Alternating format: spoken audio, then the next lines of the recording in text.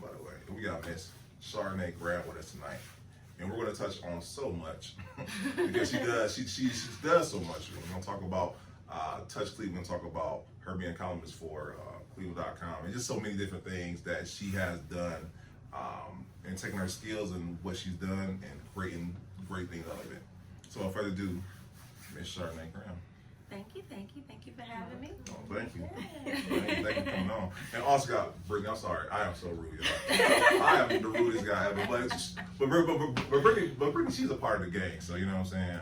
We appreciate you coming on with us today, guest us on this today. So let's start from the beginning. All right, let's talk about your hood. Where you come from?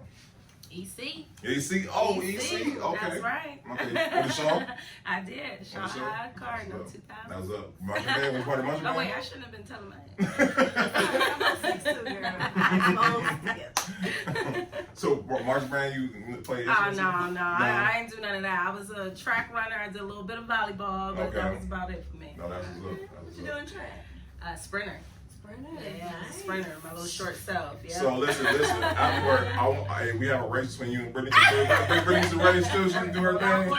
That'd be dope. I recorded that. She'll beat me. She'll beat me. Okay. She got the win. I'm a 100, 200. That's it. I gotta catch up. That's what's up. Okay, so Shaw. So after you graduated, where did you go from there? I ended up at Notre Dame College, right in South Euclid. Yep. That's what's up. So what did you take up at Notre Dame? So my first love was journalism. That's what I wanted to go for. But Notre Dame didn't have a journalism program, so I ended up majoring in communications and did a dual in communications and public relations. Okay. Yep. Okay. And then I'm gonna say how that plays later on, but we'll get to that part or whatnot. So in college, did you already have a plan of how they're gonna map out, or?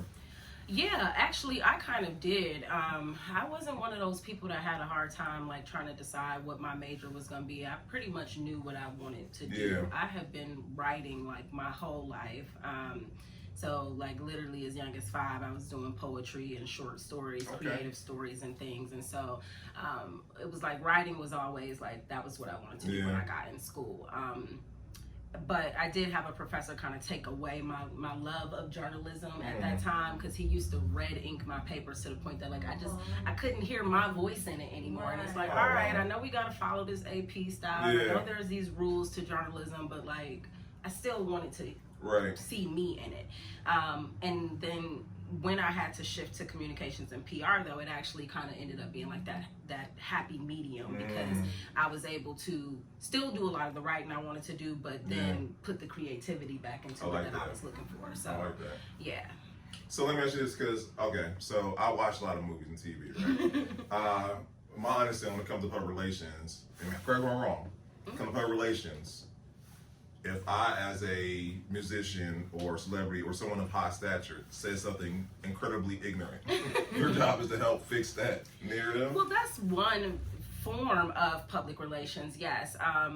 They really more so call that like a publicist. That show like yeah. Thank you. So it's a little bit of a difference between being a public relations manager and being like a publicist. But a public relations manager typically is looking at all things, so not just necessarily a reputation if you say something stupid, but just how your company is even positioned, what it stands for, what it aligns itself with, and what type of publicity that brings to your company, good or bad. Oh, okay. So it manages the entire reputation. Yeah. That's dope. Yeah. So let me stop the hype. I'm gonna ask you, how did you handle the Kanye West situation? We can talk about the off camera. You know what I'm saying? I don't even know what he done did now. Look, No, he did not now. So let me ask you, in the tactic in your public relations background, would you say how he's handling now? Because we have not heard from Kanye since then or whatnot. Wait, which one? Which part are we talking about? Because he's done a lot of stuff. He's done a lot of stuff, but which we're talking about posts. Hitler was a good guy stance or whatnot, right?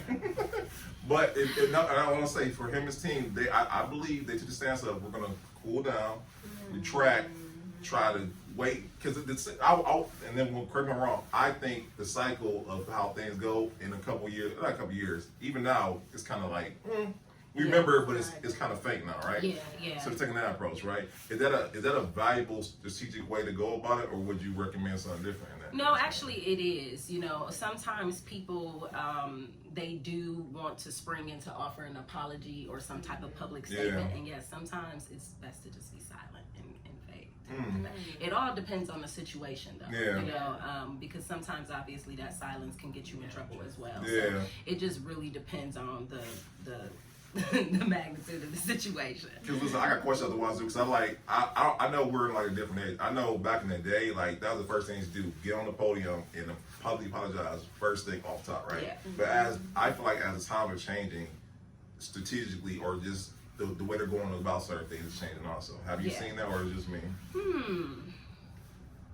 don't know, because I do still see people making apologies. I do. Because in a post like Fox News narrative that we are in, they'll apologize, but they'll be like, "I'm really gonna, but I know I got to." You know, that's sincere. You know. Yeah, and see that's the thing. You know, it's like I think if anything, we've seen people die down in apologies just because they know that they're not going to change. Right. You know, and it's like that's when it makes it worse. That ends up really becoming a PR nightmare when you do apologize and then you continue in the same thing. You just invite more scrutiny. Right. So I don't know. I can't say you know, because it. See, never mind. I can't say what I'm No, you get. Cause I love she got a PR hat on right now. So you're like, y'all not gonna use it against me in the future. I'll tell you about that later. Yeah. We appreciate it. Because my antennas is going up. Because like I was fascinated. I'm not gonna lie because I think in the vein that we're in, like you know, we're observers of these different relations with people, whatnot, with businesses, celebrities, all that good stuff. Like you gotta kind of see how they move. But even like I said, in like some of the post Fox News / Trump environment that we're in, I feel like things have changed altogether. Because before you had to be, you kept not saying like be on eggshells, but you had to be very careful what you said, right, and how you move. Now it's like move how you move because there's gonna be someone who can either validate what you're doing or is gonna stand behind what you're doing and whatnot. So it kind of gives you credibility, like I can move like that. Yeah, so social media, I would say, has created what they are calling the cult era. You know, it's like, you know, we got these Facebook groups, we got these, what was the one thing that went super popular for a minute? Clubhouse. You have all of these like different silos of, like you said, where people can be very free to put out these outrageous statements, positions, thoughts, or whatever, and they know that like, hey, I'm gonna find a few people who think like me, and we gonna band together, and so you know that's the era that we're living in, and they're calling it the cult era. Oh wow! So I didn't know the term for it. Now. I'm gonna be at parties like y'all heard about this cult era right here. Yeah, I mean we kind of all are creating our own little cults, whether we realize it or not. You know, and again, it's like, you know, because of social media creating like or bringing together these, you got Reddit, you got all of these like pages where you can find people that think just like you on almost any crazy thing that you want to say or do in this world. Okay. Like we have a whole episode on that. I'm gonna come back to that. 'Cause, like my brain is just going out. But so back to you. After you got college, did you go intern somewhere, or what, how did that go? Yeah, so I ended up with an internship at Medical Mutual of Ohio, which is, you know, our big health insurance company here. And shout out to Medical Mutual. They look, I got a girlfriend there too. They sponsor so many things. Shout out to Medical Mutual. And I will say, like, that really bred the versatility in me, because I became a marketing intern in their communications department. But one thing I loved about that internship is you didn't just have one job that you stuck to. I rotated through their entire corporate communications department. So I spent time in PR, I spent time with the graphic design department, I spent time in marketing, I spent time with the media.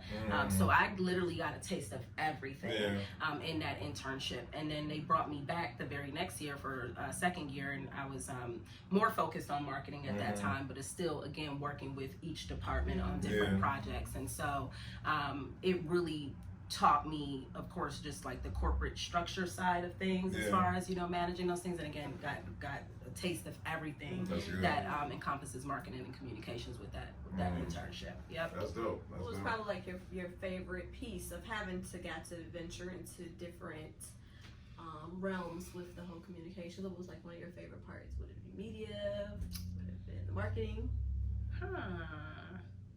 All of it? Yeah, it really was all of it. So like I think of myself as a strategist. Yeah. One thing about me is like I've never done well in just one role. I have to see how everything kind of plays into each other, or else it's hard for me to just really like I don't know how to explain it. It's hard for me to like be able to own the work, do the work, take it where I want to take it if I don't understand how it all plays together. Okay.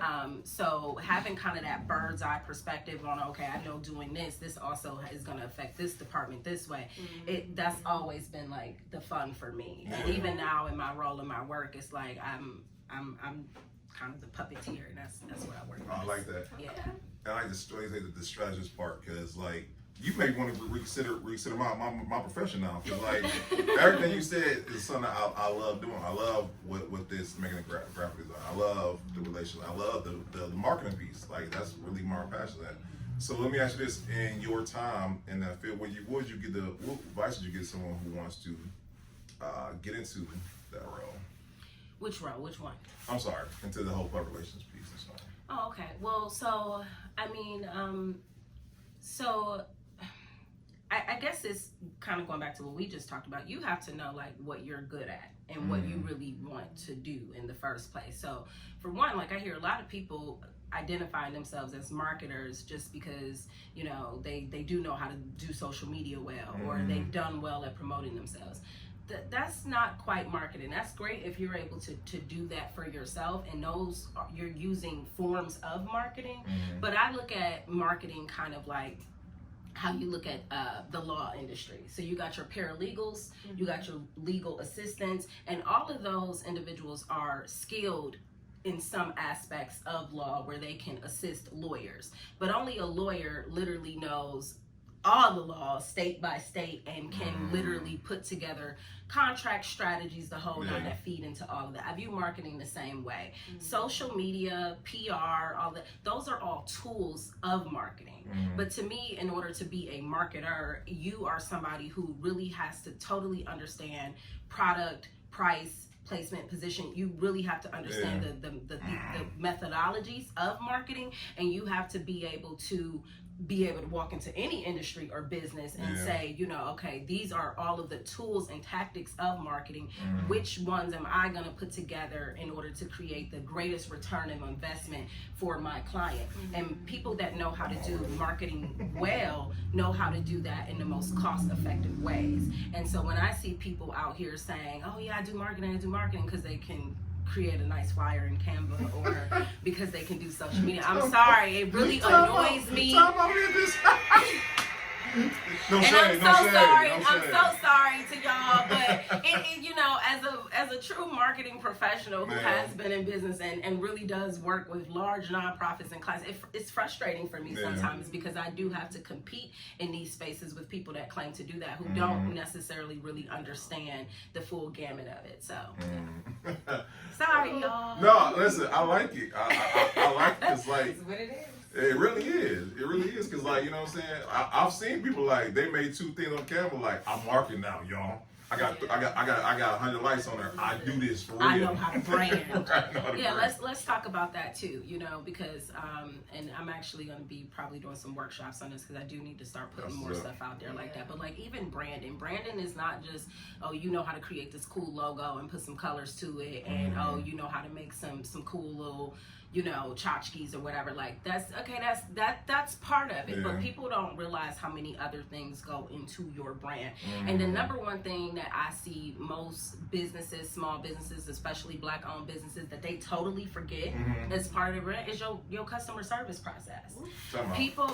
Let me just go to sleep on that. I don't know why people just completely skip over that part. Yeah. But it's like, you know, your customer service process, the whole experience that your customers have with you, that is a part of your brand. Mm-hmm. And so if that part like is lacking, then you might be able to cause hype, and you might be able to get 100 people to come to your party or whatever. But if they have a crappy time, they're not coming back. And you know, we all know it costs way more to get a new customer than it does to keep one. And so most people completely fail at retention, completely fail at the customer service process. And this is just what I mean about marketing as well. People skip over all of that, and they, you know, they're real good at making things look good, but then it ain't good. Yeah. I must chime in. come on in. Come on in. We say you see. What's up, everybody? I want to chime in because I was literally just having this conversation today. And I was having it with my grandson, and I was talking about being able to retain customers, just like you said. I'm not going to say shocked, but I posted an event that I was at Saturday.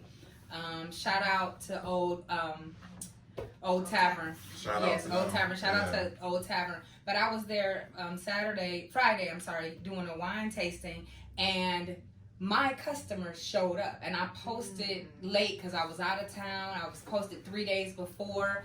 But my customers showed up for the wine tasting. And I was just like, it means so much to me to be able to keep and hold on and build relationships with these people. And to me, that is the most important part of my job. Like, I already know I have good wine, but good wine is not going to keep people coming to me if they walk through that door and my attitude is terrible. And I just treat people how I want to be treated. And, you know, no matter what's going on, I'm in the healthcare field, so I'm a professional at whatever's going on in my life has nothing to do with these people. And so I'm glad you brought that up, because that is I think it's the biggest piece of your product. You have to be able to keep them. Like you said, you can probably get them, but when they walk through that door a second time, I have the biggest smile on my face. Like, hey! And that is the biggest indicator that you're doing something right. That's good. Yeah, absolutely. That's true. That's good. I will say I'm very proud of that in my own respect as well. Like, most of my clients have kept or stayed with me for multiple years at a time. Like, one of my clients used to be Destination Cleveland, which is the Travel and Tourism Bureau of Cleveland, which is why I've been like plugged into so much over the years. And they stayed with me for 4.5 years. And you know, I've you know, still left on good terms. All of that. Still feel, you know, that at some point I probably will work with them again. But you know, definitely feel like I did all I could do in them 4.5 years. And like, hey, you know, they're doing some other projects, and maybe it'll come about again. But just the fact that like most of my clients, and again we're talking about big non-profit, you know, organizations, like have continued to stay with me. And so some may look at it like, oh, she ain't even had that many clients. No, my clients all stay with me. So like, you know, I don't have to keep going out here to find new. You don't have to look at my website and see 50 organizations that I've worked with. Yeah, I may have only worked with 15, but they continue to come back. I'm good. You know? So yeah. That's good stuff right there. Okay, so let's talk about how eventually you branched on your own, right? And you created your own company. What did it look like for you? So yeah, I've shared this story a lot, and you know, I feel like you have to be careful of what stories become you. And so, can I have that right there one time? Wow, I didn't think about that. Wow. Yeah, you gotta be careful what stories become you, because I think sometimes some people are so caught up with like sharing this kind of just like, woe is me, I got it out the mud type of story, that they fail to evolve when they've moved past that. And so I have moved past this story, so I'm trying to like now come into like, you know, how do I want to talk about this now? But I will say though that like it definitely was not planned for me. I did not plan on starting my own business at all. You know, I wasn't finding what I was looking for when I first graduated. You know, it was still kind of coming off of that recession. I refused to take any position that was not related to what I wanted to do. So to the kids that may see this, you know, like you gotta you know, don't be all over the place just trying to do whatever job to hustle to make money. You know, stay in your lane. And so for me, when I first graduated, people were like, oh, just, you know, go get a customer service job. They paying real good at Progressive, or, you know, you're like, and I'm like, no, that's not what I want to do. I don't want to be in no call center, no offense center. But it was like, I just sat up here and spent all of these years getting a degree. I ain't taking nothing if it ain't in marketing, PR, or communication. I just refuse. But so I did. Yeah, so I was very broke for some years, okay? I mean, and I did some of the oddest things. Yes, I Ubered. In fact, it's a couple guys that still follow me on Instagram to this day that knows me as the Gatorade girl, because at one point I had dislocated my shoulder. I'm like, I ain't going into no job interviews like this and no sling. They ain't gonna hire me. They gonna be like, she can't do nothing, you know? So I had all of these like just times that I was going through hard. So I had to do all of these odd jobs. But while I was healing and all that, I used to go up to the park on Euclid Creek when it was hot while the boys was playing basketball with a cooler and sell them like waters and Gatorades. And it was a nice little hustle. I would sit there, I would go for my walk, you know, my exercise, and then grab my cooler, sit there with a book and read. Then it got to the point. That inspired somebody. Then it got to, you know, it got to the point where I started, you know, being like, okay, you know, I'm gonna bake some cookies. I had cookies for sale. You know, bought chips. It just became a whole little story. And then, of course, somebody moved in on my territory because they saw what I was doing. You know what I'm saying? So they tried to take my hustle. But it was okay. It was okay. You know, by the end, I had done what I needed to do and it was on to my next hustle. But I did all of these things just to kind of, you know, keep some money in my pocket while I was still trying to, you know, find what I wanted to do. And then it just so happened that I started working with a small business and I was kind of helping him out with marketing, just really to keep relevance on my resume. And he was like, you can do this, like, why don't you just start your own business? I was 26 at the time though, and you know the kids now, like, that's like, yeah, they're building businesses 23, 24. Oh, absolutely. But at that particular age for me in that time, it was like, I don't know nothing about it, like, you know. So I started freelancing, kind of still just as like, this is gonna keep my resume relevant until I land this job. You know, so I was still looking for a job. But part of the reason why I was not finding one, and this is the story that, you know, like I've shared in the past, is like people weren't hiring Chardonnay. And my mentors actually suggested, they like, try shortening your name to Char. And sure enough, when I did that is when I finally landed a position. But then, you know, they hired Char, but Chardonnay showed up, you know what I'm saying? So, you know, and it was like, when I look, sorry. The name is Chardonnay. You know, yes, I know the resume says Char, but call me Chardonnay, please. You know, so, but yeah, that ended up being a horrible experience. And then once I left there, I put Chardonnay back on my resume. I put East Cleveland back on my resume. You go in there with the Birdman mentality? Yeah, pretty much. I look, it went back to Chardonnay from East Cleveland. I'm like, if they can't hire Chardonnay from East Cleveland, then I don't. It was wrapped. So pretty much, ironically, the contracts just kept coming faster than the job opportunities. Awesome. Literally. And so I think probably my greatest reward has been like so many of those agencies that didn't hire me back then. Call my firm now.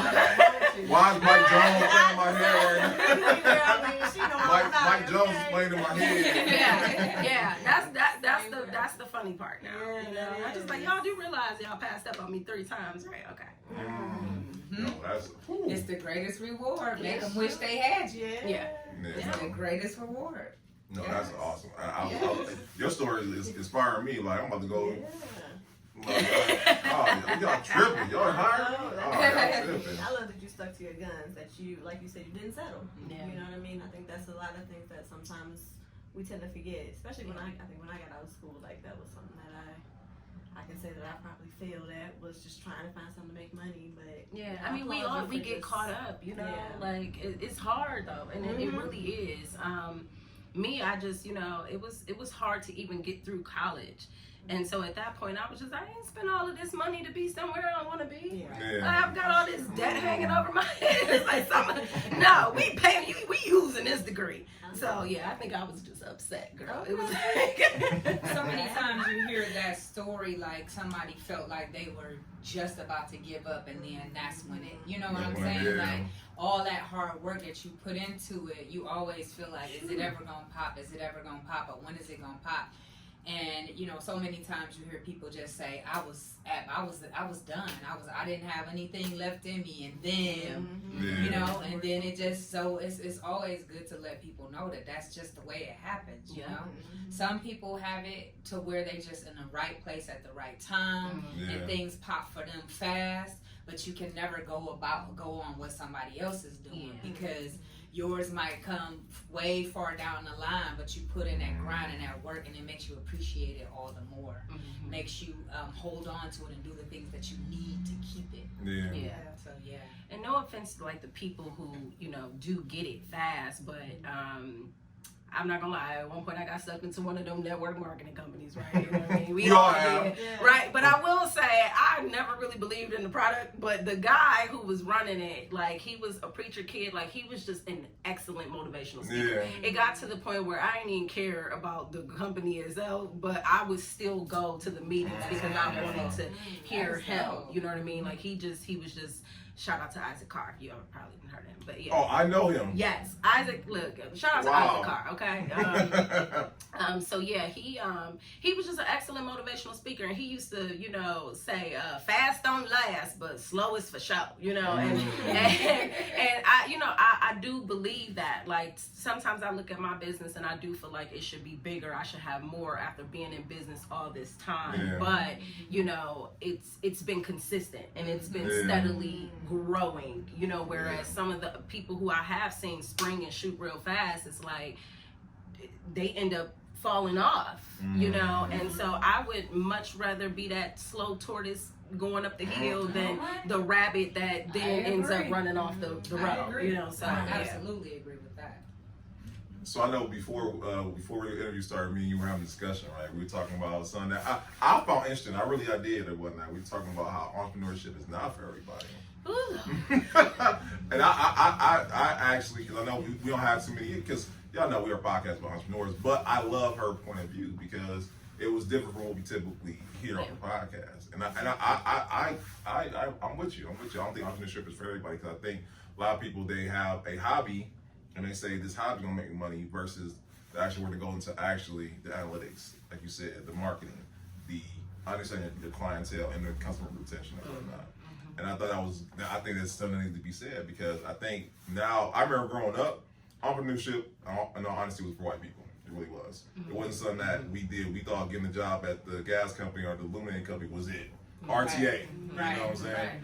Entrepreneurship wasn't in our grasp. Nowadays, my daughter's 16. She literally said to me, "Dad, I'm not working for nobody. I'm about to get to this YouTube money." I said, "Yes, ma'am." And I get it, because we're in a different realm of ideas, and everything is accessible to everybody. But I love what you said about not having a passion behind it. So I wanted to elaborate a little bit more on that. Yeah. Well, so I got to double back on something you just said, that like entrepreneurship was for white people, that like it wasn't our thing. It actually was always our thing. Always.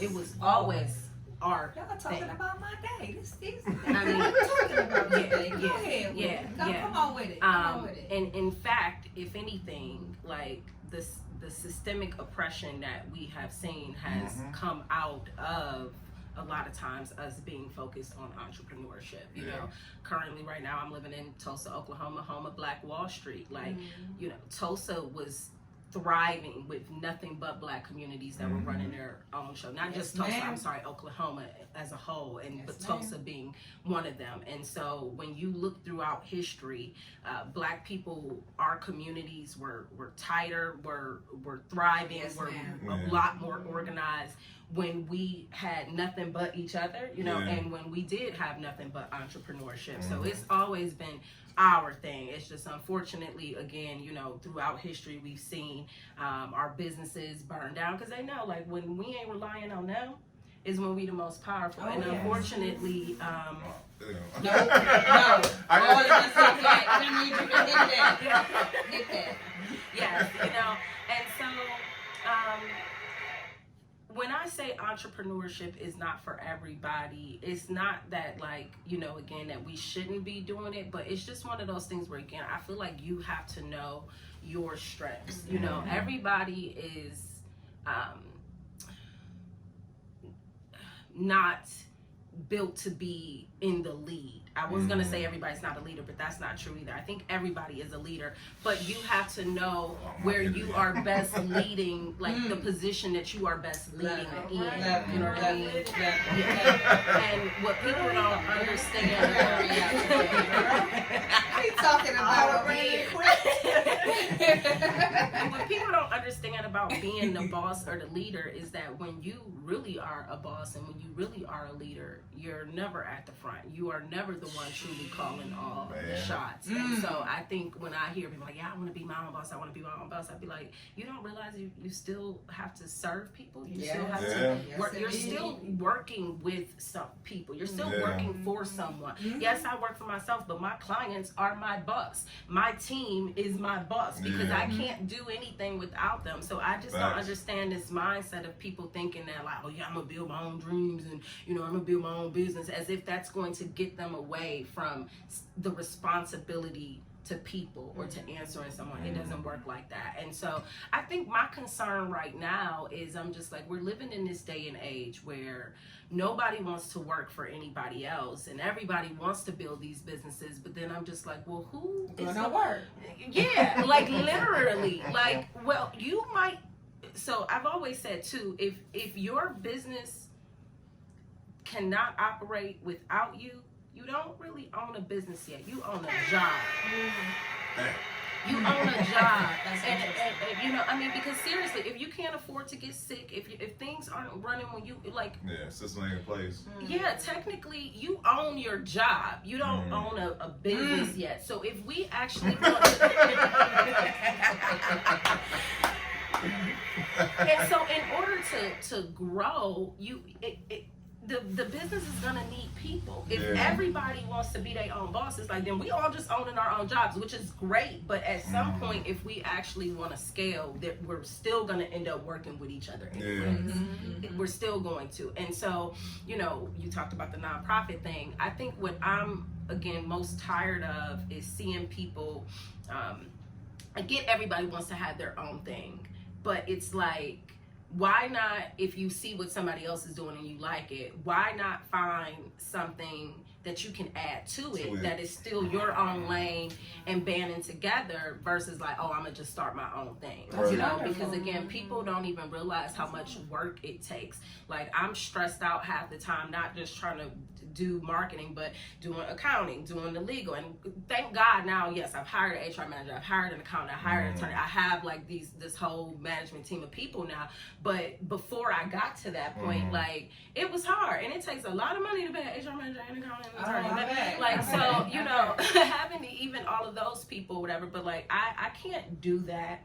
Again, without that type of team, without that type of support, there's no way, I can grow without it. And so, again, people would rather, because they don't want to answer to somebody, go and start a whole nother marketing company. It's like, now we're competing, we're pulling for the same dollars, when really you could have just came and been like, oh yeah, okay, look, I'm good at digital marketing, let me add this aspect to you. And to me, it's like, if it makes sense, I'm all open to exploring it. Yeah, absolutely. And you talked about the nonprofit thing. All of these people out here starting nonprofits because they know, how much free money out here. I can't tell you how many times I've heard people say that. First of all, it's still all coming from the same federal funding. So when you go out here and start a nonprofit, you are just taking dollars from another nonprofit that's already, y'all all competing for the same money essentially. In Ohio, in Northeast Ohio, I believe there's like close to like 16,000 nonprofits. And this is the reason why so many of them are underfunded, because it's too many. And then now stuff like, organizations like the Cleveland Foundation that, is focused on distributing money to these organizations, they're trying to help everybody. They're trying to please everybody. So instead of giving $50,000 to this one nonprofit that might actually really be doing the work, has been in the community, now because there's all of these other ones that claim they do the same thing, now they're trying to get 10 here, 10 here, 10 there, 10 there. And it's like, if all the organizations would just work together, like, it would be so much better. I will say, shout out to Chardonnay Hollins. I had the pleasure of working with her recently. Shout out.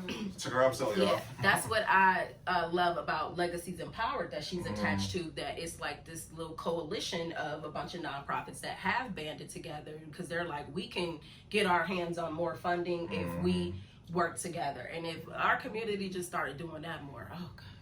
Yeah. Period. Change. Not even nonprofit wise, just period. Just period. Yeah. Just period. No. I gotta- Go ahead. No, Go ahead. I was just gonna throw a couple things into what you said about the Black entrepreneur. I wanted to add making something out of nothing has always been our thing. Making something out of nothing. Unbelievably, talent. Unbelievable talent.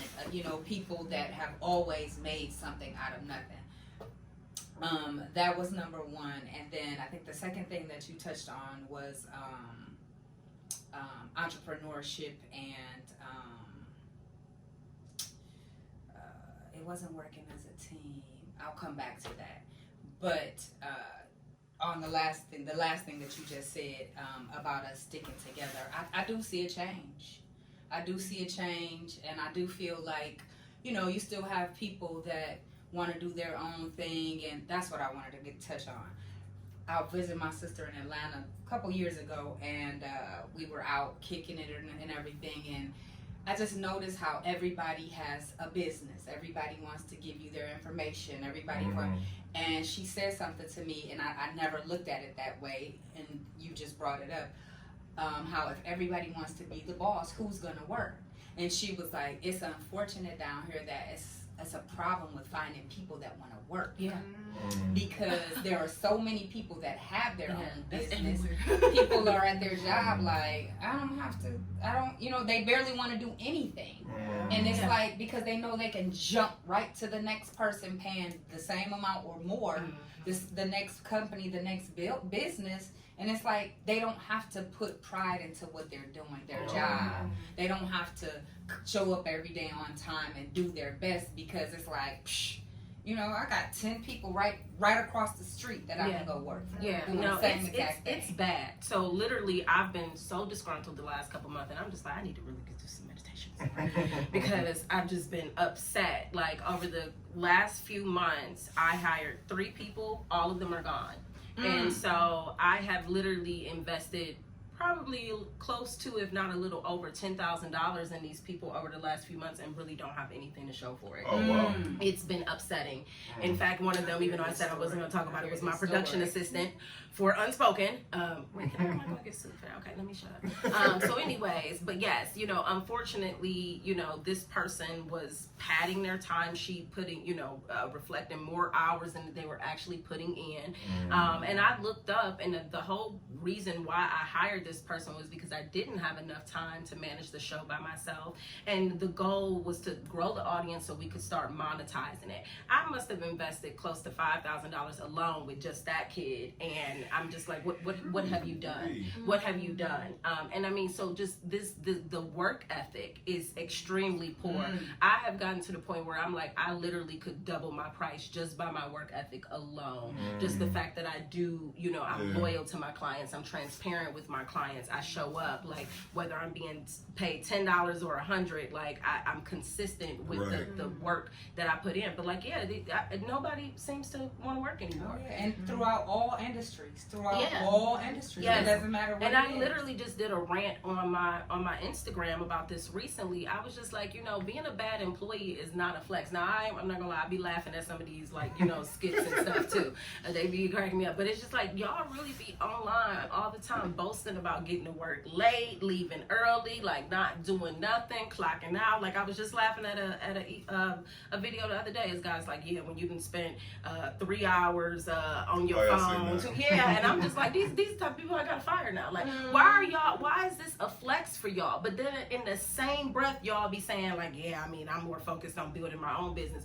You're gonna have people working for you that act just like that. Like, y'all don't realize that, like, people talk so bad about their employers. I'm building somebody else.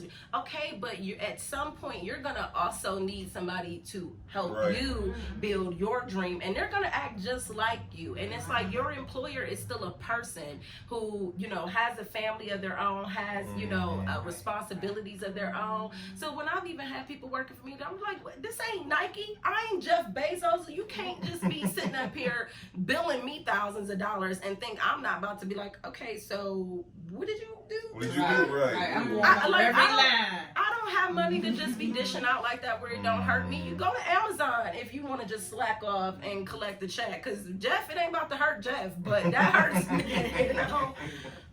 True, No, that's true. real stuff. Very Real true. Very true. So, I mean, that's a great discussion that you had. 'Cause we see it everywhere in every industry. It matter. I went out to go eat. They're like at the restaurant, and like I said, no offense to the young lady, but like she could tell that was what she wanted to do. She was kind of. She didn't ask us, did we want anything else to drink, anything additional. She just kind of was there, took the order, and was gone. Didn't check back or something like that. And the place was not crowded at all, by the way. It was like maybe not that many people. But like we talked about earlier, I know we're in a dip. We talk about this all the time. We talk about after the pandemic, I feel like everyone, like you said, was on that wave, right? Everyone on that wave. But we have to come to an understanding. Like you said, not everyone is made to be a boss. Not everyone is made to have a business. Like you said, you have explained that eloquently, by the way. Oh yes. That, you're gonna have to work because one way or another, Yeah. we're gonna need it. Yep. Yep. And you have to use your job to pay for your. If you do want to do Facts. it, you still have to use your job to pay for it. You know, you're not going to be able to just jump out here and get a loan. You have to show a paper trail, unless you got a rich uncle. You know what I'm saying? A sugar daddy or whatever, which is highly unlikely. You're gonna have to use your job to. You know, that's what I did. I put in as many hours as I could, and slowly but surely. Yeah. You know what I'm saying? You have to think that way. And people don't realize too that your job actually could end up being what catapults you. Saw a lady. There was a lady I used to. She used to work for an organization, and that organization was my client. She was the director of communications. She decided to also step out on her own so that she could, you know, have more flexibility over her schedule and everything. But when she left, she made her first contract with that organization.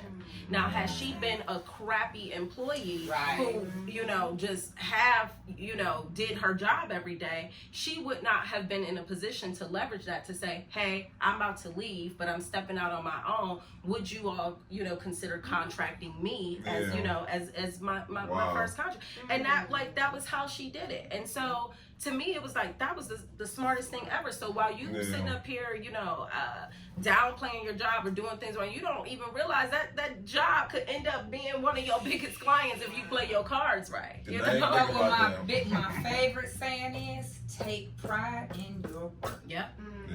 Take pride in your work. I don't care how bad you don't want to do it, do it, and do it to the best of your ability, because you never know. Just like you're talking about, you never know when you're gonna need that person. Yeah.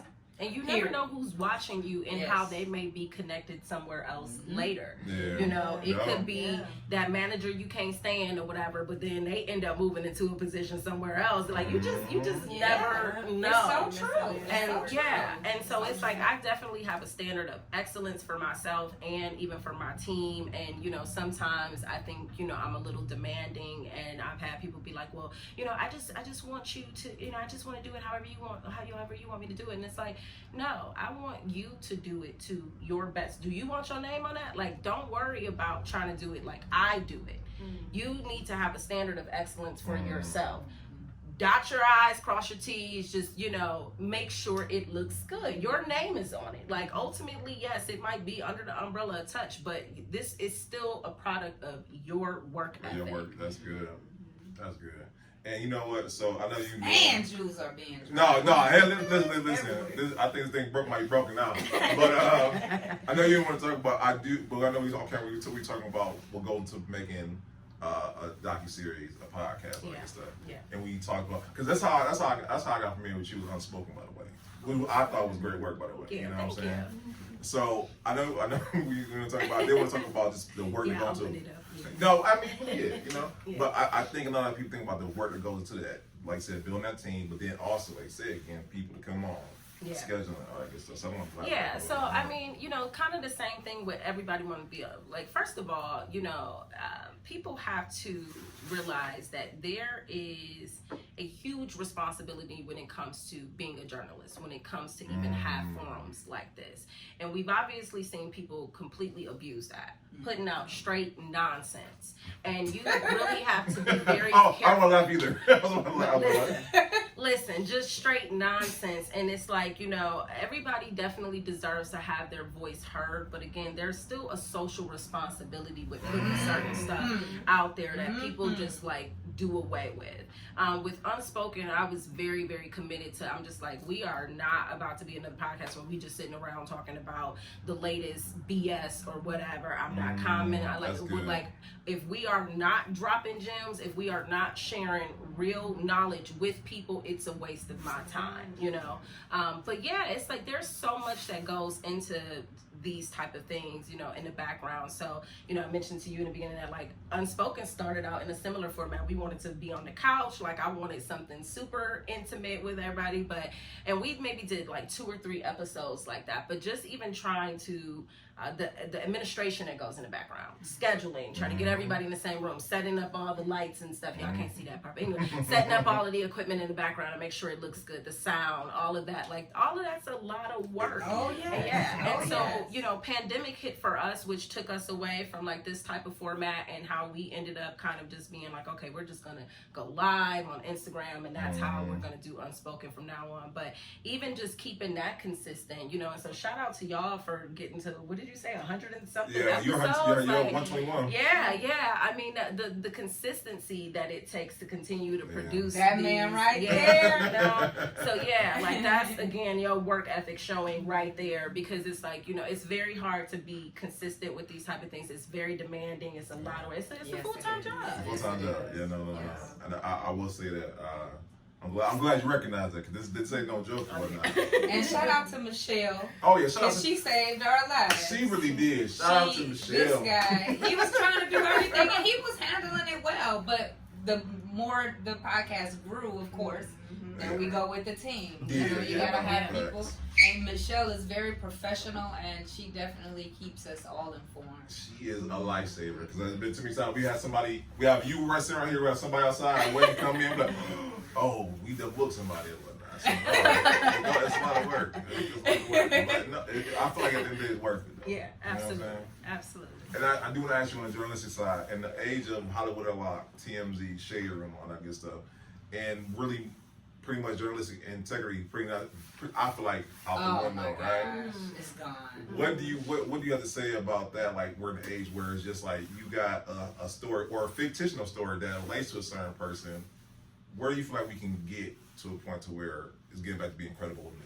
Well, so first of all, the first rule of journalism is you are supposed to keep a neutral, non-biased position. So as a columnist for Cleveland.com, whenever I write, even though I am technically, it is my opinion, you know, because I was kind of trained as a journalist, you know, or did have some journalist education. It's like, I know that it is not good for me to just go out there and want to put my opinion out about something, you know. And so it's okay if you do, but there's still a rule and a way to do it as far as adding that integrity behind it. So you state your position, and you're supposed to back it up with facts. You're supposed to. You know, supposed to. To just sit up here, oh, this is my opinion, you know, like that is what I mean by like just you kind of putting out nonsense. And it's again, it's okay to have your opinion, but you know, you can still frame it in a way of saying like, you know, this is my opinion and here's why. You know, I've seen this, I've witnessed this, statistics also say this. Yeah, you know, and you back it up with facts. And I feel like at least if people kind of practice even the basics of journalism in that sense, then we would have forums that are a little bit more, that just have a little bit more sustenance, you know, because it's like, now granted, you can find things to back up anything that you're saying. But typically too, the other rule with journalism is you are supposed to try to tell both sides of the story. So to only tell one just to get your opinion across or whatever is still kind of like, okay, you're being a little biased. You're being a little biased because you're only, you know, stating facts for one position. Right. You know what I'm saying? We're in that day and age. I wanted to talk about the drone. Oh, yeah. I think that's super cool. I think that is super So cool. look, let me tell y'all now too. Okay, y'all gotta be careful with that one as well, right? Okay, so here's what happened. You know, I am one of those women that That's like. dope, by the way. Yes, Thank that's you. what I'm like. Let me hear. I about feel that. like everybody's bougie about something, right? Mhm. Some women love to go spend their money on Louis and Gucci bags. Some women love to, you know, go on expensive trips. I like toys. You know what I mean? Like, so that's my thing. So when I finally did start making some real money and found myself with like an extra $5,000 to blow, I was like, what am I going to buy? Of course, I thought about going to buy a Gucci bag or a Gucci bag, but I'm like, that ain't making me no money. Like, so what else am I Talking. going No, to do? that's right. So yeah, so I found myself like, you know, all right, I'm gonna, you know, go buy something that like can give me a new skill. I went and bought the drone, which was, you know, I went and I got the biggest, best one I could buy, right? So it was close to probably $2,000 or whatever, and bought it and I should have done some research first. Now, typically I don't make any type of decisions without thoroughly doing research on it. But this time I did kind of just spring out there and I went and bought it because I didn't want to talk myself out of it. I knew it was going to be a learning curve, and I knew if I did too much research that I was probably going to talk myself. So I just went and bought it. But then it wasn't until I did that I was like, oh, wait, hold on. You need a license for this? Wait, hold on. So most of these people that's flying drones out here are flying illegally. What aren't they doing? I mean, seriously, they're flying illegally, you know, and I mean, that's okay, I guess, depending on what you're using it for. But technically, if you really want to do commercial droning, you are supposed to have a license, and you have to take what's called a Part 107, which actually is literally like you go through FAA. So you have to actually be take a pilot's test for operating an unmanned aircraft, and you can fly recreationally like up to I think about maybe 400 feet and things, but there's a ton of rules when it comes to actually flying a drone. You're not supposed to fly over people's zone. I see people breaking rules all the time with the drone you that don't I think see. about that. Yeah, you don't. And then of course, you know, me, once I did get the drone and knew all of these things, it's like you can get fined. The FAA has some pretty hefty fines if you get caught. Now, you know, I don't feel like they've cracked down on it as much, but the laws are like steadily evolving. And so for me, I knew that I'm like, I do want to fly commercially. I do want to be able to take on, you know, big projects one day. So I went all the way and I got the Part 107. And so I am a licensed pilot. Awesome. Now. Yeah, yep. For you, yes. But it's hard. It's not as easy as people make it look. And now I am having to now train myself more so on video editing, just so that I can actually do something with the footage. There's all of these other things like as the pilot that you have to be aware of, like the wind. You're technically not supposed to fly like 500 feet under clouds type of thing, or no, it might even be more than that. But like if the ceiling of the clouds is at a certain level, you're not supposed to fly. Oh yeah, so my drone goes up to about 19,000 feet. I can fly up there with the planes if I want to, but I've never went that high ever. I'm too scared. I'll admit that's the thing. I gotta get over my own fears with even flying. But yes, there's a lot of like rules to it. You do have to be careful because if that thing comes out of the sky and hits somebody or damages something, again, you looking at a lot of fines and really can get in some trouble for it. But yeah, I'm still glad that I took the leap and just bought it. It's still a learning curve, you know, for me, but you know, I'm glad I put that under my belt. Listen. Yeah. I'm saying like you're like a true Renaissance woman. You know what I'm saying? Like, there's nothing that you're like, you know what? I want to do that. You know. So even having the just thinking about, okay, I have some money to blow, but I'm going to do something that's going to make me some more bread. Yeah. You know what I'm saying? Like, you know, because a lot of times when you work hard, you feel like I want to, you know, reward myself with something. You know, I want to do something nice for myself that I've been, you know, possibly been thinking about for a while, or whatever the situation may be. And to be like, shh, another bag. Why not? A real bag. Yeah. Not a Gucci bag, but a bag, you know? Yeah. So yeah, that's dope. Yeah, I've learned that, you know, I'm like, okay, I'm not a materialistic person, but, you know, I'm gonna keep my hair done. I'm about to pay for this massage MB membership. I'm bougie about that kind of stuff for sure, you know. But everything else, I'm super cheap with. That's all right. Yeah, That's me all too. right. I feel it. I feel So it, keep though. those pockets fat. Yeah, I love it. So okay, so we talk about the past, we talk about the present, talk about the future. What is next for Miss Chardonnay? Love your name, by the way. Thank you. Okay, so now I do have to go ahead and mention it. So for the future, I'm currently trying to expand Touch. So we've been doing our share of rebranding where it won't just be Touch Cleveland. It was never supposed to just be Touch Cleveland, which is why if you look at our logo, the Cleveland is kind of written in a script. So it's always been Touch, and then we want to open into new markets. And so I've been down in Tulsa for a while, getting to know that community, and so hopefully there'll be a Touch Tulsa. We'll see. Okay. But definitely want to expand the business to take on bigger, more projects all over the nation. I started making my own wine. Now, I fell into that too. I didn't plan on doing that either. I actually had a ex-boyfriend that just bought all the equipment for me one time as a birthday gift, and I didn't even have the space to make it. And then our breakup unfortunately was horrible, and for a while I couldn't even stand to look at the equipment, so it just got put in the closet for forever. Took it all the way to Tulsa with me. It's just been in storage, and I looked at it a few months ago and I was like, all right, we either about to sell this or we about to use it. And so I actually served as the director of marketing at the Vineyards and Winery of Chateau Huff. Shout out to Chateau Huff. It is Shut down, man. It's an urban vineyard in the hood. If you don't know about it, it's at E66 in Huff, which actually binds the whole nine. So I served as the director of marketing there for about 3.5 years. So I learned all of the pain of, these labels, getting them federally approved, what it takes to even be able to legally sell. And I think that kind of discouraged me for a while anyways. But then everybody, again, because of my name, was like, why ain't you doing something with your Chardonnay, So everybody just kept saying that, and then I had all this equipment, and it was just like, all right, we either, again, got to sell this or we about to do something with it. So finally started making my own wine. Do have a brand, and I'm not sure how far I want to go with that yet, but again, I just felt like it was time for me to make use of this name Chardonnay that my daddy gave me.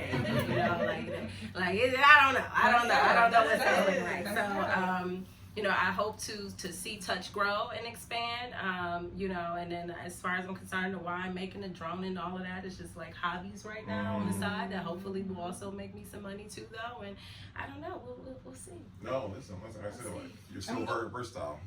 I'm glad that you touched on, that's why I made the little sidebar comment, what aren't they doing illegal now? Because, and this is no shade to anyone, but there are so many winemakers out here right now. Yeah. And what they don't realize is, I actually spoke to someone, and just so you guys know, doing a wine and beer festival at Kane Park, September 23rd. It is going to be amazing. It's gonna live talent. No, it's gonna be the first annual. New. Oh yeah, this will be the first annual wine and beer festival hosted by 2U Wines. Yeah, live entertainment, DJ, lots of pictures, lots of wineries, lots of beers. Come out and just have a great time.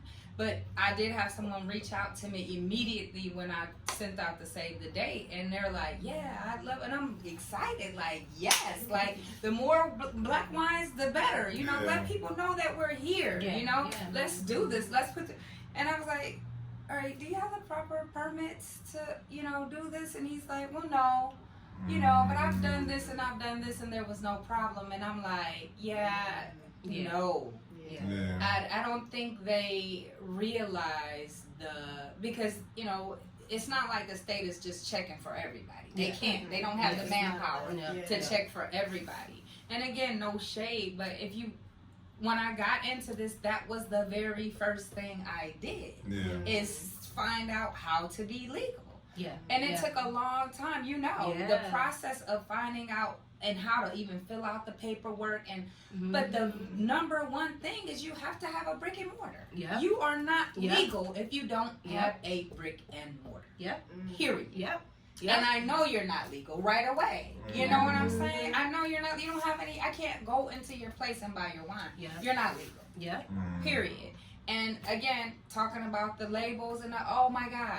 Yeah. So The for the process. record, for the record, what she's talking about as far as a brick and mortar, for you to even have these labels legally approved, you have to state where the wine is produced and bottled.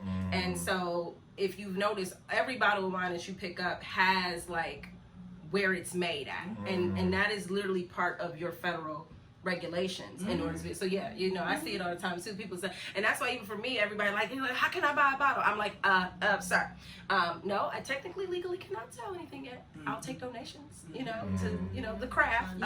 Yeah, so I've been gifting away wine. Like I'm not even trying to, yeah, exactly. I'm like, you know, I'm just playing with recipes and, you know, and if anything now I'm just like, this is cool for me because I can just give it to clients, you know, as like a thank you. You know, all that kind of thing. You know, to me, it's like I don't even necessarily even have to get to the point of selling. I don't know yet. It just might be something signature of, oh yeah, touchy. Oh yeah, they just be dropping off cases of wine to their clients. You know? So that's dope though. That is I was talking to Brandon at one point. Like, I think that I should offer some classes or ebook or something to try to show people that you have to have that because, you know. And then when I talk to people and they want the information, and I'm like, okay, well, if you want all of this information that I spent 8 months getting, you're gonna have to pay for it. Oh yeah, you know. And I don't think they understand how detailed and how they don't understand that you are literally, first of all, you're making alcohol. Yeah. That alone. Yep. That alone. Second of all, people are consuming something that you are producing yourself. Yeah. So there can be all kind of wrongs with Yep. that. You know, you have to think about drunk driving. You have to think about somebody, you know, falling or doing something in your spot or hurting somebody in your spot. It's just so much to it. Yeah. And I do want people, because I see too much of it. So I do want people to see and know how to be legal. And it's not easy. And you know that it's very tedious. Exactly. The whole process and the winemaking. You know, so shout out to all my winemakers, including Chardonnay. You know, it's I'm just a hobbyist right now. hey, if you can open up your own nice bottle of wine, even if it's just for you to drink, it's saving me a whole lot of money. Yeah, that is dope. Definitely saving, because I'll be in Trader Joe's every week, like, I want this one. Right. So we're gonna keep encouraging the kids to drop that, y'all. So just y'all stay tuned for that. It's needed. So, and I'm glad because once again, and I can't wait till we do part 2. When you hear, we're gonna be like, oh, what was going on with that?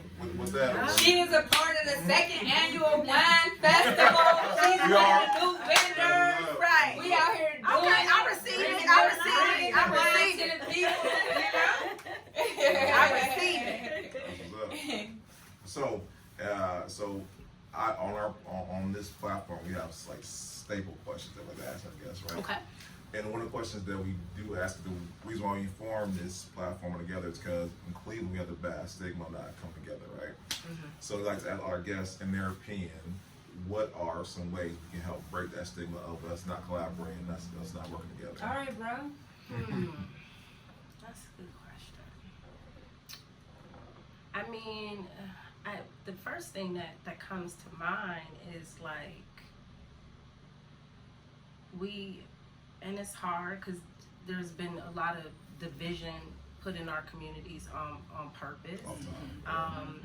But we gotta be open to trusting each other, you know. And I think that we're our worst critics. We're our biggest critics. Like, you know, we don't even need the white people to downplay us. We do it to ourselves. You know what I'm saying? And so we let the stereotypes sometimes get in the way. You know, because it's like, you know, we still sometimes have this mindset of, oh, white is right. You know, and like you got so many people who would still rather work with a white company because they feel like, oh, I can't even trust these white people to do a great job. And the unfortunate part is that some of that is true, you know. And so kind of wrapping back around to all the things that we said, like, we gotta actually put our best foot forward in our work. Yes, ma'am. Especially when we're working with each other. You can't just be thinking, oh, because it's my sister, because it's my brother, oh, because they another brother, because they another sister, I can slack off a little bit, or I can, they're going to be good with whatever. Like, I definitely feel like I've had more people try me in that sense of, kind of like, I know this ain't your best work. I've seen your work. I know this is not your best work. So why do you think you can deliver that to me? Wow. So it's like we have to show up for each other. How we show up for these white people. I gotta cut to something real quick. I had a young lady working for me at one point. I hope she see this because I was upset. I had a young lady working with me at one point, and I mean, I really was trying to speak life into this young lady. She was like 25. She did great work, but she was very unreliable, and she would literally call off sometimes because her menstrual started. Now, mind you, I offer work from home positions, remote positions. This girl ain't clocking in. She ain't coming nowhere. Like, sweetheart, you can be in the bed with your laptop. How are you using that as an excuse? And unless you got a doctor's note that says that you are seriously debilitated during that time of the month, I know you would not be given that excuse if you worked in a white agency. Wow. I know you would not go in there and tell your white boss that same crap. Why are you doing that to me? And so we have to, again, just stop, like, thinking that we can not come as our best selves when we working with each other. We have to stop letting certain like stereotypes keep us from choosing to work with each other. And I think that if we actually show up for each other how we show up for some of these other people, it would maybe start to build better trust between us, and maybe then we'll see more progress in our communities. No, listen, I love it. I agree. I love it because you are literally doing that right now coming on her. So thank you, by the way. I snatched her because you want to tell? Oh, you want to tell? Oh, let's get that together or whatnot. Yeah, and it'll be people like, well, I got my own podcast. What I'm coming on there for? I'm like, what? No. No, I really appreciate it. I know last time you said like, oh, your time or whatnot, but hey, I'm glad time permitted this time, so thank you. So, and there's another question I'd like to ask everybody. Legacy. This I feel like that's a key word everyone throws around, like generational word, financial literacy, all that good stuff. But legacy is a real thing, and the legacy that I believe that we want to embody speaks a lot of volume and whatnot. So, I like to ask you, what legacy you want to leave behind as Chardonnay, but then also for Touch overall. So it's funny that you asked that because that's actually the only reason why I started making the wine as well. So my grandfather, he did have 2 sons, but one of those sons never had any children. And then the other son only had 1, and that son ended up having his mom's last name. And so technically there are no other men with the last name Graham. It ends with me. If I get married and change my last name, it's that's it. And it's kind of the same thing on my father's side right now too. Now, obviously my father did have a son. I have a brother, but he has 3 girls right now. So unless he ends up having that boy, like, kind of the same thing. And so even for my family, I've been like, what can I do to create a legacy for my family, even though I don't have children yet, even though, it's just like, what could I do? So the wine that I've started making is called G, and not just for, Graham or whatever. That's obviously what it came from. But I decided to call the wine G. And like, the whole premise of being like, what makes you a G? Like, we all got like some that. G in us, right? In some kind of way. Not just being a gangster, but whether you're a gentleman, whether you're generous, whether you're genuine, whether you're glamorous, whether whatever, So what makes you a G, right? Thank you.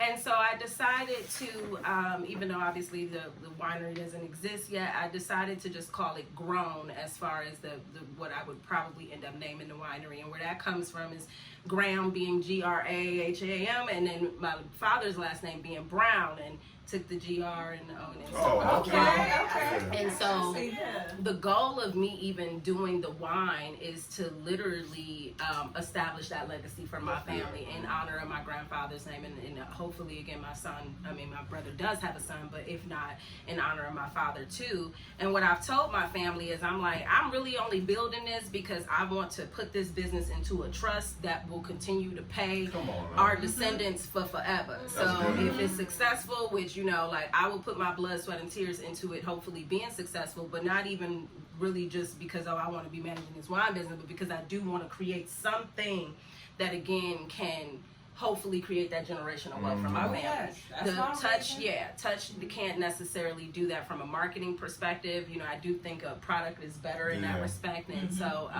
and my grandmother used to actually make wine as well. Okay. So it really is like all very nostalgic for me. Yeah. She used to drive out into the country and buy big barrels of those Concord grapes, and you know, I would watch her fermenting it in those barrels, and I didn't even know what she was doing back then. I just be like, wait, I can't eat them. I can't taste this. No. Oh, okay. But yeah, so you know, all of that coming full circle, and yeah, that's No, my that's legacy. good. Yep. That's good. Yeah, That's yeah. awesome. You have to have a knack for it. You just can't just, you know, pick things up and go. You know, I can give you the recipe, and you have to have that knack for it to be good wine. Yeah. You have to know what it's supposed to taste like. You have to have. I always say I make it with love. You know, and You taste it too. yeah. Yeah, you know, you do. You have to have Did you that knack. teach yourself how to make it? No, my parents taught me. Oh, My wow. parents taught me. Okay. My dad and my stepmom. They started as a hobby. My dad had an Italian friend who made wine at home, and he just preached to him like, don't buy that plastic stuff. They using all that plastic stuff nowadays. You got to get the old ways and use the glass to come out better. And you know, and he was super excited about it, and he told me he wanted to do it. And I'll be honest. I just thought, hooch. That's how I felt when he kept coming to me about it. And but it ended up being fantastic, you know, and we were always faded. Me and my friends, we didn't know how much alcohol was in it, none of it. It was just sweet and good. So yeah, I was like, you must teach me this, you know, and because I like wine, you know, always have, and that's how I learned.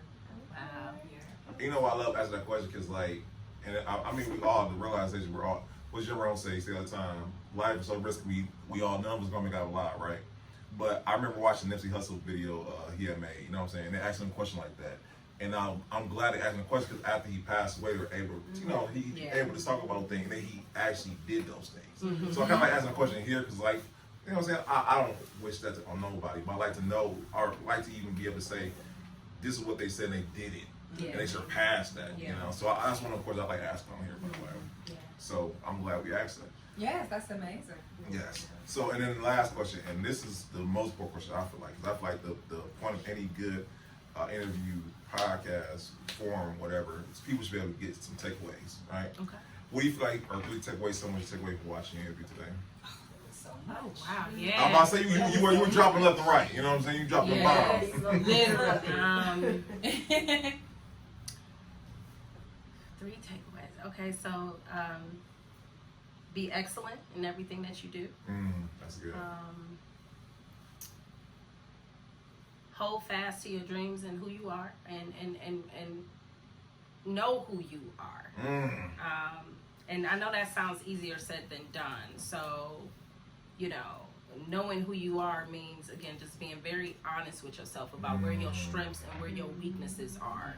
And there is strength in knowing where your weaknesses are. You know, you people love to sit up here and act like they just are the master of all things, and you can't be the master of all things. I'm opposite. I'm like, I don't know nothing. Yeah, seriously, you know, and that's growth for real. The more I learn, the more I don't know what I'm doing, right?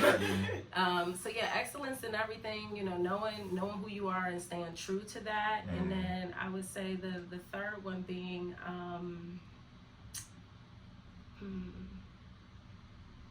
Well, you got some good ones, I ain't gonna lie.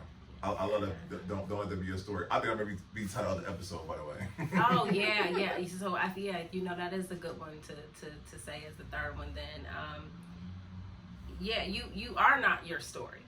You're not always your story, and it's okay to be able to embrace, you know, your past and where you come from. But you know, your story can be what you want it to be. You can stay focused on, you know, who you're striving to be as far as telling your story, instead of having this victimhood or this mindset of like, oh, just going to myself. Yes. This bun might be broke. Thank you.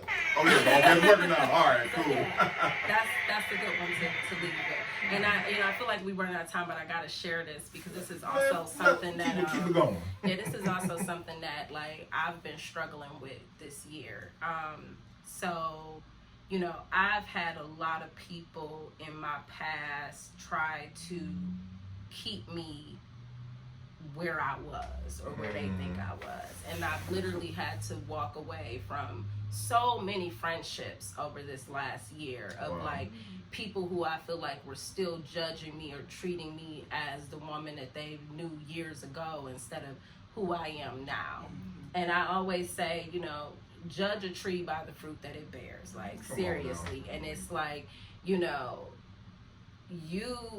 people have a tendency to want to put you in this box and keep you in this box as to whoever you were. So like one thing about me is I will say is I used to have a temper. I still got a temper, but obviously I'm got things to lose now. I know how to control it. A little older, a little bit more mature, but I was definitely at one time that person that would pop off, okay? The EC come out.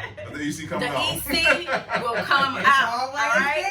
Yeah, it's always there. So I know I'm 5 feet, but don't play with me. But like, so yeah, it's like, and so I was that person. And, again, like maturity, hold on, you learn how to master your emotions, you get better. But the point is that, yes, at one point in my life, I feel like, I was a little off the hook, whatever you want to call it.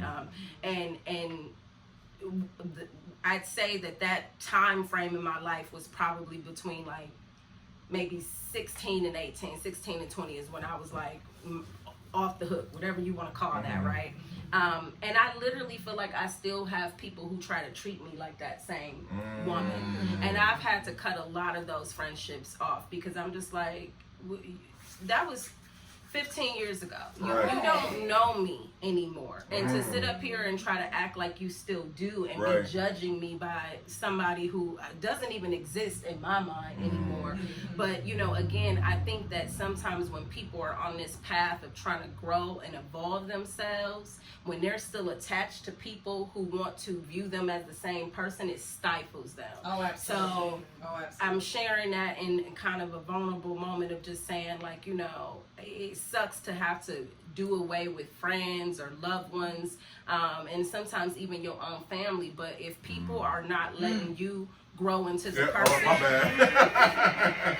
if people not letting you grow into the person that you're trying to become, like you gotta remove them, or else you will never, ever, ever actually get to the other side of trying to be, who you trying to be. So did you notice the alarm went off a little longer? It got a little louder in here. It's like crescendo again.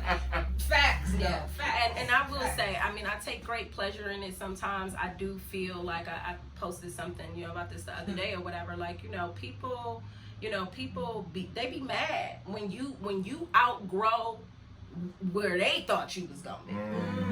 Oh yeah. They and so it's like, hi haters, you know what I'm saying? No, I'm not, whatever y'all thought. Sorry, yep, I'm that rich fine auntie. I'm not the baby mama with a bunch of baby daddies on Section 8 or whatever y'all thought that was gonna happen. No offense to anybody that said they like whatever, everybody got to start somewhere, but the point is I do feel like people just thought that I was not going to be who I am, you know what I mean, now, and it's like, hi haters. Before we leave, I kind of want to touch on that from just life experience, period, in a way that I think that people don't realize that certain feelings and emotions are natural to feel. Like if someone that you might have been best friends with them and they take off to do something and they're great, or they're more attractive than you and they get more guys, or they dress better than you, or they have more bags than you, or they have whatever, or from a guy standpoint, he has more bread than you, he get more chicks than you, he get more.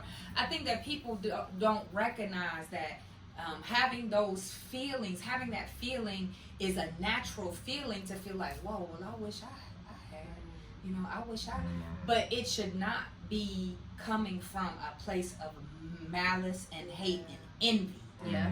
It should be coming from a place where, well, damn, what's she doing? Right. Oh, shoot, my homegirl getting her own thing. All right, so but wait, hold up. I'm gonna work some more hours. I'm gonna get a better job. I'm gonna get a better education. That's what I gotta do to have those things. Oh, I'm gonna make sure my makeup, I'm gonna keep my hair popped. That's what I gotta do. Oh, bet. Girl, you doing your thing. Coming from a place of congratulations and someone that's basically mentoring you and showing you how to better yourself. Not, I don't want you to be there because how dare you be there because I'm not there, or you got more than me and who you think you are.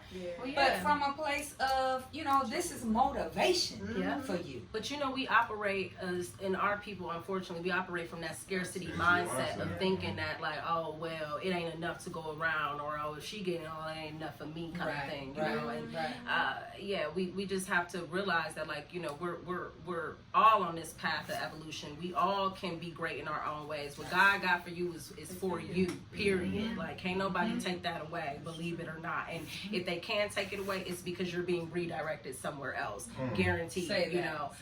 So it's like, people, we have to get out of the mindset. And then let me get to talking about energy and stuff. Like, you gotta understand too, like when you are hating on somebody like that, you're not doing anything but attracting more negativity into yourself. Whereas when you clap for somebody else, whether you realize it or not, like, you are actually inviting blessings into your life by even being able to be like, you know what I mean? Because seeing somebody win, if they even close in your circles, you be thinking like, I know them. Like, look at they being blessed. It's on its way to me. Exactly. That's how you should be thinking. Instead of being like, But people, unfortunately, they gotta reach that mindset on their own, and life is going to continue to throw challenges at you. So you either are going to have to learn how to adopt that spirit that rises above those things and takes it in stride, and again lets it be lessons to you, or you just gonna let it continue to hold you down. And use it as an excuse. Oh man, we can go. No, listen. We'll be sitting in here tonight. Whenever Chardonnay time, we'll be like, you trying to come through one time? You know what I'm saying? We set the stage and whatnot, I got all this down, but my relationships is in shambles. So shameless plug, I'm single, but I got a long list of requirements. So don't come to me with no felonies, especially if you can't travel. No multiple baby mamas, please, especially under 5. The kids too young. Put it out there. Putting it all out there. You need to be about your business, and don't be trying to tell me I can't work, because I like to work. Okay, so October put something together. October we putting something together. So I don't know if you've seen, but we had the Entrepreneur Dating Game. So, don't play. I go get you on record saying you come through one time. Listen, I might be in Tulsa, might be here. I don't know. You just gonna have to find one that meets my criteria and tell them to slide my DM. That's what I was gonna say. We're gonna really vet the contestants because it is hard. Like you said, I like to work. You know what I'm saying? Everybody can't accept that. Everybody feels like, and everybody can't accept. Not to put up the fellas out here, but you got some fellas that's cheering their woman on because she out here getting it. And we're doing it. It's no question about it. Shout out to y'all. And I want to skip over it real quick of why I think it's happening all the way back from the slavery days to right now. It's just, I know our black men have it hard, but I feel like we are being left behind. In a lot of situations, are black women, and I feel like it's giving us the space to grow, to excel at college degrees, to excel at opening businesses, and you got some men that's like, baby, do what you do, baby, and then you have some men that may be a little insecure and they can't accept that their woman is out here getting it way better than they can. So it's tough to date when you are an entrepreneur. So we do want to vet our people and make sure that we are picking quality people that are really serious about finding someone and someone that foots the bill. And that is my problem. Like, because I work from home, it's like I barely leave the house, and I even be sitting up here like, I'm really one of them women that just think that Amazon gonna deliver my husband or something, because like I don't get out here, and it has gotten to the point where I'm like, I'm really about to have to shamelessly put myself out here. I was thinking about running an ad on Instagram.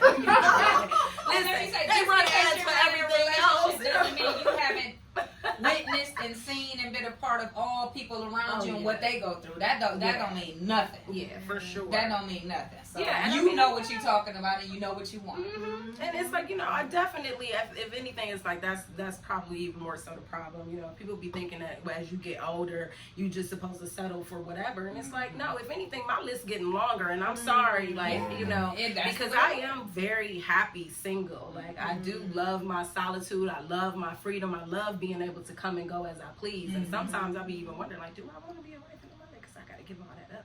But at the same time, I also be like, what am I building all of this for if I'm not going? But it has to definitely be somebody that's gonna speak life into you. I'm not one of those women that's just about to be with any man just to say I got a man. That's not happening. So. If I gotta be the rich fine auntie for the rest of my life, it's okay. That's funny. And I don't want people to. I feel like Black women, especially, there's this stereotype that just because we have our own businesses and we're powerful and we can, take care of ourselves and be independent, that we are this hard. We can't be, we can't be led. We can't be nurturing. We can't be feminine. We can't be. I don't want people to, because I got some bad females that I know. And they are beautiful inside and out, and some of them are single, and I'm like, and I always try to say to them, like, it's coming, because it is. But, I think that there's just this stereotype that we are, we mouth running all the time, we don't listen, we don't, we want to argue, we're combative, and that's so far from the truth, from my reality, from what I know, and the females that are beautiful females, and I mean, I'm not talking about beauty outside. I'm talking about that inside is intact. It's on point, And so, we gonna get this together. We gonna bring you from toe. Well, shout out to y'all. Even trying to be a part of that, and having these type of events. And I do see some people doing them, and I'm not sure if they're really vetting people. I think some guys is using it to find a bunch of females for themselves. But yeah, so yeah, shout out to y'all even trying to. Yeah, we're gonna put some We'll put something together though. Yeah, I mean, just in general, and that's a whole nother topic that I won't start getting into. But there is so much power in family and marriage and the Black community in general. Man, we gotta get back to the point of that being a priority. Because everybody has made it seem like it's a burden. But again, even going back to how our community, when we were our best when we were, we were our best when we had 2-parent households and was running our own businesses. That's when our communities were thriving the most. And that's what we're lacking right now. So. Bad. I agree. Very bad. Maybe we should put something together where we can talk about things like that and put an emphasis on the Black family. It's something that's it's always bothered me, but lately, and no, we about to get on a whole other topic. I got so much to say about the passport bros. I got so much to say. I have to watch the things that I say. You know what I'm saying? But I think the Black family needs to be the Black family. It needs to be back the Black family, just like all other races are. And I feel very strongly about that. I don't have any control, and no one has a control over who they love, but let's get our stuff together first. And that's all I'm gonna say about it. Listen, we might have to do a part. Yeah, we need to do a part 2. I started it. My bad. No, you get it. So I don't want people to not know how to get in contact with you if they want to reach out to you on their business, engaging with you, trying to get you to speak on their platforms. Where can they reach you at? So you can find me on Instagram at Character. That is CHAR_ACTER. We also are at Touch Cleveland on Instagram. That might be changing pretty soon, but if you go to Character, I'm sure I'll have all of my other profile pages there. Unspoken with Touch is our web series, live series. It's kind of dormant right now, but hopefully we'll be coming back soon. We find a great team like what you have to help me run it. But yes, character is the best way to contact me. And if you are interested in a consultation for your business, you can visit touchclee.com and click request a consultation. That is Wonderful, awesome. wonderful. I know I have was a. able to get in today. We have Beyonce on one time, so let me know. Look, he gonna call me a special guest this time. I lost my place. I'm a special guest. It's all good.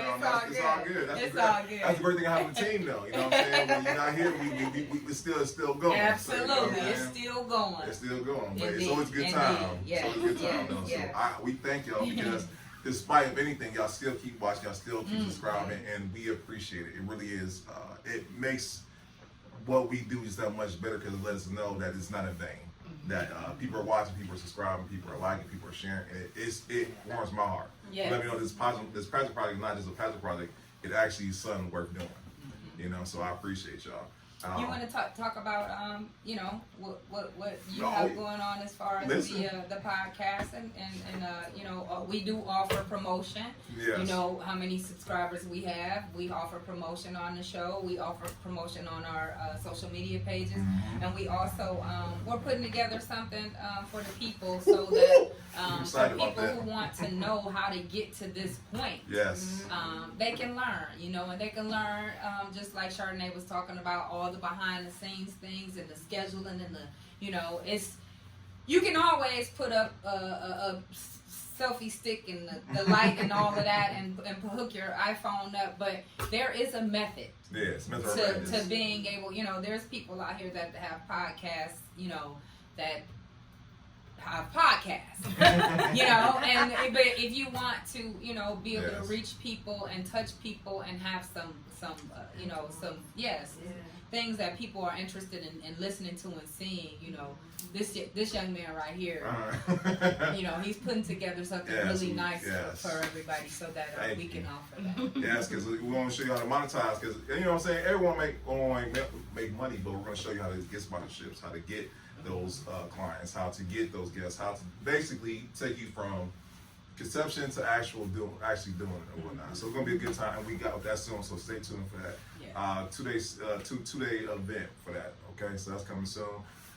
The key, like she said, episode we're gonna be celebrating Cane Park. Gang doodle. You know what I'm saying? As my granddaddy used to say. Yeah, I'm super excited about the wine festival. Like I was saying, it's the first of its kind in Cane Park. Cane Park is a beautiful concert area, and they can fit up to 2,000 people. I want all my vendors out. I want all my wineries out, all the breweries out. I want it to be, just a good time. I want us to come outside, dress up. Ladies, put on your beautiful sundresses and your hats, your pretty umbrellas if you want to. Fellas, get done up, fellas. Come on, we got all these ladies like this. They gonna be there. They in the house. You gotta dress to impress. Let's have a good time. We gonna listen to some. Y'all, music is in my heart, so I'm definitely gonna have fire entertainment. Trust it, believe it. Trust it. And Cleveland is full of hot people out here, So like I said, everybody get ready. This is gonna be September 23rd. I'll keep posting and keep everybody updated about the entertainment, the ticket cost, the VIP area, all of that stuff. Is gonna be great food, different foods. It's a dream come true for me. It's a dream come true for me. So watch out for that. I'll keep everybody And I posted. can't just stress how big this is, like, for y'all to just like, oh, here's a wine and beer fest. First of all, when we have wine and beer fest in Cleveland, a lot of times they're far out. You got to drive all super far. You know what I mean? It's like, this is about to be up the street. So easy Uber drive where, you don't have to drive all the way out. Right, all the way out to all the way out to Kirtland to be able to, so yeah, that's dope. So prayers for good weather for y'all and, warm sunshine even in September.